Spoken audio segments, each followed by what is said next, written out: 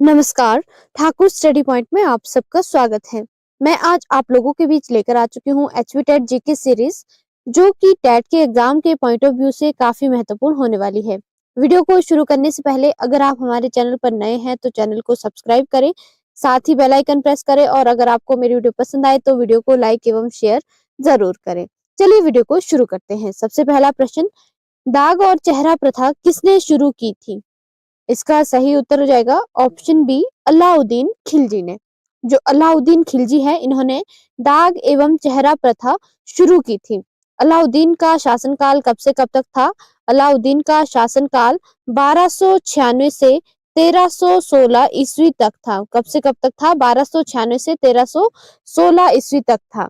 जो अलाउद्दीन खिलजी है, इन्होंने अपनी सेना में दाग प्रथा एवं सैनिक के लिए चेहरा प्रथा की शुरुआत की थी। दाग प्रथा क्या थी? दाग प्रथा थी जिसमें कि अपनी सेना में घोड़ों को दागा जाता था। अलाउद्दीन खिलजी के द्वारा घोड़ों को दागना क्या था? दाग प्रथा थी। और दूसरा है चेहरा प्रथा। जो चेहरा प्रथा है, इसमें सैनिकों का पूरा वर्णन रखा जाता था। अलाउद्दीन खिलजी दिल्ली सल्तनत का एक शक्तिशाली शासक था और ये अपने सैन्य विजय और प्रशासनिक सुधारों के लिए जाना जाता था। अगर आपसे पूछा जाए कि खिलजी वंश का संस्थापक कौन है? खिलजी वंश का संस्थापक है जलालुद्दीन खिलजी। जो जलालुद्दीन खिलजी है, इसे फिरोज खिलजी के नाम से भी जाना जाता था। जलालुद्दीन खिलजी का शासनकाल कब से कब तक था? इसका शासनकाल था 1290 से 1296 तक। कब से कब तक था? 1290 से 1296 तक जलालुद्दीन खिलजी का शासनकाल रहा था। जो जलालुद्दीन है, इसने गुलाम वंश के अंतिम शासक, गुलाम वंश का अंतिम शासक कौन था? शमशुद्दीन क्यूमर्श। जो जलालुद्दीन है, इसने गुलाम वंश के अंतिम शासक शमशुद्दीन क्यूमर्श की हत्या करके 1290 में खिलजी वंश की स्थापना की थी। खिलजी वंश की स्थापना कब की गई थी? खिलजी वंश की स्थापना 1290 में जलालुद्दीन खिलजी के द्वारा की गई थी। अगर आपसे पूछा जाता है कि जलालुद्दीन का पहले क्या नाम था? जलालुद्दीन का पहले नाम था मलिक फिरोज। अगर आपसे पूछा जाता है कि खिलजी वंश का अंतिम शासक कौन था? जो खिलजी वंश है, इसका अंतिम शासक कौन था? नसरुद्दीन खुसरो शाह। नसरुद्दीन खुसरो शाह। नसरुद्दीन खुसरो शाह को मारकर तुगलक वंश की स्थापना की गई थी। कब? 1320 में। तुगलक वंश की स्थापना किसके द्वारा की गई थी? तुगलक वंश की स्थापना गयासुद्दीन तुगलक के द्वारा 1320 में की गई थी। किसके द्वारा? गयासुद्दीन गयासुद्दीन तुगलक के द्वारा तुगलक वंश की स्थापना की गई थी। कब? 1320 में। जो गयासुद्दीन है, इसने कब से कब तक शासन किया था? इसने 1320 से 1325 ईस्वी तक शासन किया था। यहाँ पर दिया गया है फिरोज शाह तुगलक।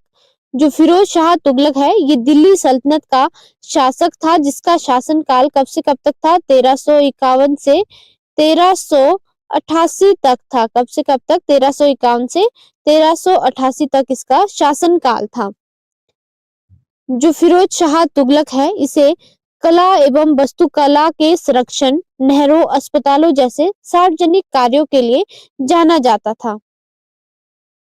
यहाँ पर दिया गया है इब्राहिम लोधी। जो इब्राहिम लोधी है, ये लोधी वंश का अंतिम शासक था।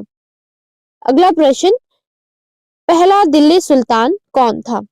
इसका सही उत्तर हो जाएगा ऑप्शन ए, कुतुबुद्दीन ऐबक। जो कुतुबुद्दीन ऐबक है, ये पहला दिल्ली का सुल्तान था और इसने दिल्ली सल्तनत की स्थापना कब की थी? दिल्ली सल्तनत की स्थापना 1206 में की गई थी। किसके द्वारा? कुतुबुद्दीन ऐबक के द्वारा। कुतुबुद्दीन ऐबक का शासनकाल कितना था? कुतुबुद्दीन ऐबक का शासनकाल 1206 से 1210 तक रहा था। जो कुतुबुद्दीन ऐबक है, इसे कुरान खान के नाम से भी जाना जाता था। किस नाम से जाना जाता था? कुरान खान के नाम से भी जाना जाता था, क्योंकि इसने कुरान पढ़ना भी सीख लिया था। कुतुबुद्दीन ऐबक का जन्म कहाँ पर हुआ था? कुतुबुद्दीन ऐबक का जन्म हुआ था तुर्किस्तान में। कहाँ पर हुआ था? तुर्किस्तान में कुतुबुद्दीन ऐबक का जन्म हुआ था। और ये किस जनजाति से संबंधित था? कुतुबुद्दीन ऐबक तुर्क जनजाति से संबंधित था। यहाँ पर ऑप्शन में दिया गया है बाबर। जो बाबर है, बाबर ने मुगल वंश की स्थापना की थी। बाबर ने कौन से वंश की स्थापना की थी? मुगल वंश की स्थापना की थी। कब? 1526 ईस्वी में। जो बाबर है इसने 1526 ईस्वी में इब्राहिम लोधी को मारकर मुगल वंश की स्थापना की थी। बाबर का जन्म कहाँ पर हुआ था? बाबर का जन्म हुआ था मध्य एशिया के उज्बेकिस्तान में। और बाबर का शासनकाल कितना था? बाबर का शासनकाल था 1526 से 1530। बाबर ने कुछ महत्वपूर्ण लड़ाइयां लड़ी हैं, जैसे कि सबसे पहली लड़ाई कौन सी लड़ी थी बाबर ने? 1526 में। बाबर ने 1526 में लड़ी थी पानीपत की प्रथम लड़ाई, जिसमें कि बाबर की विजय हुई थी। और ये किसके बीच लड़ी गई थी? पानीपत की प्रथम लड़ाई बाबर और इब्राहिम लोधी के बीच लड़ी गई थी। उसके बाद बाबर ने लड़ा था खानवा का युद्ध। खानवा का युद्ध किसके साथ लड़ा गया था? बाबर और राणा सांगा के बीच लड़ा गया था। कब? 1527 में। 1527 में खानवा के युद्ध में किसकी विजय होती है? बाबर की विजय होती है। उसके बाद बाबर ने लड़ी थी 1528 में कौन सी लड़ाई? चंदेरी की लड़ाई। जो चंदेरी की लड़ाई है ये बाबर और मेदिनी रॉय के बीच लड़ी गई थी, जिसमें कि बाबर की विजय हुई थी।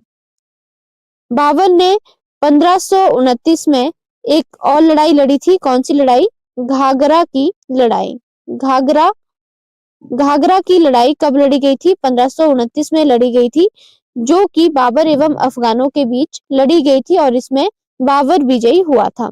यहाँ पर ऑप्शन में दिया गया है सिकंदर लोदी। जो सिकंदर लोदी है ये लोदी वंश का सर्वश्रेष्ठ शासक था। लोदी वंश का सर्वश्रेष्ठ शासक कौन था?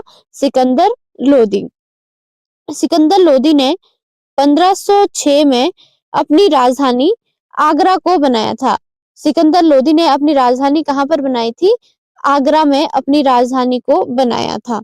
अगर आपसे पूछा जाता है कि सिकंदर लोदी ने 1506 में अपनी राजधानी किसे बनाया था? सिकंदर लोदी ने 1506 में अपनी राजधानी आगरा को बनाया था। लोदी वंश की स्थापना किसने की थी? लोदी वंश की स्थापना की थी बहलोल लोधी के द्वारा। किसके द्वारा लोदी वंश की स्थापना की गई थी? बहलोल लोधी के द्वारा लोदी वंश की स्थापना की गई थी। कब? 1451 में। अगला प्रश्न, अनुच्छेद 32 भारतीय संविधान के किस भाग से संबंधित है? इसका सही उत्तर हो जाएगा भाग 3। अनुच्छेद 32 भारतीय संविधान के भाग 3 से संबंधित है। जो अनुच्छेद 32 है इसमें व्यक्ति को न्याय मांगने के लिए सर्वोच्च न्यायालय में जाने का अधिकार दिया गया है। अगर किसी भी व्यक्ति का शोषण होता है तो वो आर्टिकल 32 के तहत सर्वोच्च न्यायालय में जा सकता है या सर्वोच्च न्यायालय में अपनी अपील कर सकता है। अनुच्छेद 32 मौलिक अधिकारों के प्रवर्तन के लिए बनाया गया है और इसके तहत कितने प्रकार के न्यायिक आदेश देते हैं? इसके तहत 5 प्रकार के न्यायिक आदेशों का वर्णन किया गया है। 5 प्रकार के न्यायिक आदेश कौन कौन से हैं? बंदी प्रत्यक्षीकरण, अधिकार पृच्छालेख, परमादेश, उत्प्रेक्षण और नजरबंदी। कौन कौन से हैं? बंदी प्रत्यक्षीकरण, अधिकार पृच्छालेख, परमादेश, उत्प्रेक्षण और नजरबंदी। यहाँ पर ऑप्शन में दिया गया है भाग 1। भाग 1 में किसका वर्णन किया गया है? भाग 1 में संघ और उसके प्रदेशों का वर्णन किया गया है, जो कि कौन से आर्टिकल में वर्णित है? जो कि आर्टिकल 1 से 4 में वर्णित है। भाग 2 में नागरिकता का वर्णन किया गया है, जो कि आर्टिकल 5 से 11 में वर्णित है। यहाँ पर दिया गया है भाग 3। भाग 3 में मौलिक अधिकारों का वर्णन किया गया है, जो कि अनुच्छेद 12 से 35 में वर्णित है। मौलिक अधिकारों को कहां से लिया गया है? मौलिक अधिकार को अमेरिका के संविधान से लिया गया है। कौन से संविधान से? अमेरिका के संविधान से मौलिक अधिकारों को लिया गया है। यहाँ पर ऑप्शन में दिया गया है भाग 4। भाग 4 में डीपीएसपी यानी राज्य के नीति निर्देशक तत्वों का वर्णन किया गया है। जो राज्य के नीति निर्देशक तत्व है ये आर्टिकल 36 से 51 तक वर्णित है और डीपीएसपी को किस संविधान से लिया गया है? डीपीएसपी को आयरलैंड के संविधान से लिया गया है। अगला प्रश्न, 1965 में भारत पाकिस्तान युद्ध के दौरान भारत के प्रधानमंत्री कौन थे? इसका सही उत्तर हो जाएगा लाल बहादुर शास्त्री। भारत और पाकिस्तान का युद्ध कब हुआ था? भारत पाकिस्तान का युद्ध हुआ था 1965 में और उस समय भारत के प्रधानमंत्री कौन थे? लाल बहादुर शास्त्री। जो लाल बहादुर शास्त्री है ये भारत के दूसरे प्रधानमंत्री बने थे। इनका शासनकाल कब से कब तक था? इनका शासनकाल था 1964 से 1966 तक। भारत के पहले प्रधानमंत्री कौन थे? भारत के पहले प्रधानमंत्री थे पंडित जवाहरलाल नेहरू। यहाँ पर दिया गया है लाल बहादुर शास्त्री। जो लाल बहादुर शास्त्री है इन्होंने एक प्रसिद्ध नारा दिया था। कौन सा नारा? जय जवान जय किसान का नारा लाल बहादुर शास्त्री के द्वारा दिया गया था। अगर आपसे पूछा जाए कि ताशकंद समझौता कब हुआ था? ताशकंद समझौता हुआ था 1966 में। किसके समय? लाल बहादुर शास्त्री के समय हुआ था। अगर आपसे पूछा जाए कि एकमात्र भारत के ऐसे प्रधानमंत्री जिनकी मृत्यु विदेश में हुई थी वो कौन थे? लाल बहादुर शास्त्री थे। और इनकी मृत्यु कहाँ पर हुई थी? इनकी मृत्यु हुई थी उज्बेकिस्तान में। जो लाल बहादुर शास्त्री है इन्होंने ताशकंद समझौता किसके साथ किया था? इन्होंने ताशकंद समझौता किया था 10 जनवरी 1966 में पाकिस्तान के तत्कालीन राष्ट्रपति मोहम्मद अयूब खान के साथ। ताशकंद समझौते के समय 1966 में पाकिस्तान के राष्ट्रपति कौन थे? मोहम्मद अयूब खान। कौन थे? मोहम्मद अयूब खान पाकिस्तान के राष्ट्रपति थे और भारत के प्रधानमंत्री कौन थे? लाल बहादुर शास्त्री। ऐसे पहले व्यक्ति कौन थे जिन्हें मरणोपरांत भारत रत्न दिया गया था? जो लाल बहादुर शास्त्री है इन्हें मरणोपरांत भारत रत्न दिया गया था और ये ऐसे पहले व्यक्ति थे। लाल बहादुर शास्त्री का समाधि स्थल कहाँ है? इनका समाधि स्थल है विजय घाट में। कहाँ पर है इनका समाधि स्थल? विजय घाट में। अगर आपसे पूछा जाए कि भारत चीन युद्ध कब हुआ था? भारत चीन हुआ था 1962 में। उस समय भारत के प्रधानमंत्री कौन थे? भारत के प्रधानमंत्री थे जवाहरलाल नेहरू। भारत और पाकिस्तान युद्ध कब हुआ था? भारत और पाकिस्तान युद्ध हुआ था 1971 में। कब हुआ था? 1971 में। और उस समय भारत के प्रधानमंत्री कौन थे? इंदिरा गांधी।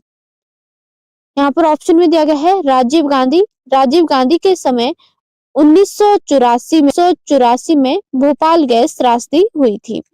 अगला प्रश्न, भारतीय संविधान का अनुच्छेद 21A कौन सा अधिकार प्रदान करता है? इसका सही उत्तर हो जाएगा ऑप्शन डी, शिक्षा का अधिकार प्रदान करता है। मूल अधिकार सभी नागरिकों के लिए सार्वभौमिक रूप से लागू होते हैं जिसमें कि किसी भी वर्ग, जाति, लिंग या जन्म स्थान के आधार पर किसी से कोई भेदभाव नहीं किया जाता है। भारतीय संविधान के भाग 3 में, जो भारतीय संविधान है उसके भाग 3 में आर्टिकल 12 से 35 तक मौलिक अधिकारों का वर्णन किया गया है। हमारे मौलिक अधिकार कितने हैं? मौलिक अधिकार है 6। अगर आपसे पूछा जाए कि आरटीई अधिनियम कब लागू किया गया था? जो आरटीई है यानी राइट टू एजुकेशन अधिनियम है ये कब आया था? ये आया था 2009 में। और इसे लागू कब किया गया था? इसे लागू किया गया था 1 अप्रैल 2010 में आरटीई को लागू किया गया था। अगर आपसे पूछा जाए कि 86th अमेंडमेंट किससे संबंधित है? 86th अमेंडमेंट 2002 में हुआ था जो कि आर्टिकल 21A से संबंधित है। जो आर्टिकल 20A1 है इसमें 6 से 14 वर्ष के बच्चों के लिए फ्री एवं कंपल्सरी एजुकेशन का प्रावधान किया गया है। किस अनुच्छेद के तहत 6 से 14 वर्ष के लिए फ्री एवं कंपल्सरी एजुकेशन का प्रावधान किया गया है? आर्टिकल 21A के तहत। जो आर्टिकल 21A है इसे कब जोड़ा गया था? इसे जोड़ा गया था 86th अमेंडमेंट 2002 में। आज के लिए इतना ही, धन्यवाद।